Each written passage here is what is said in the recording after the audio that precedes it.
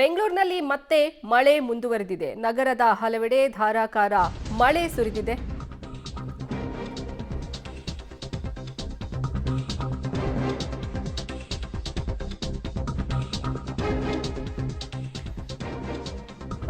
ನಗರದ ಹಲವೆಡೆ ಮಳೆಯಾಗಿರೋದು. ಬೆಳಗಾವಿಯಲ್ಲಿ ಧಾರಾಕಾರ ಮಳೆ ಸುರಿದಿದೆ. ಬಹುತೇಕ ಗ್ರಾಮಗಳು ಸಂಪೂರ್ಣವಾಗಿ ಜಲಾವೃತ ಆಗಿದೆ.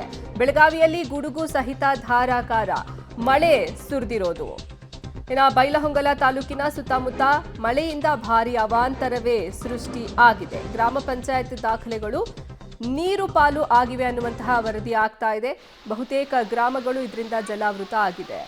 ಇದು ಬೈಲಹೊಂಗಲ ತಾಲೂಕು ಸುತ್ತಮುತ್ತ ಮಳೆಯಿಂದ ಭಾರಿ ಅವಾಂತರವೇ ಸೃಷ್ಟಿಯಾಗಿರೋದು.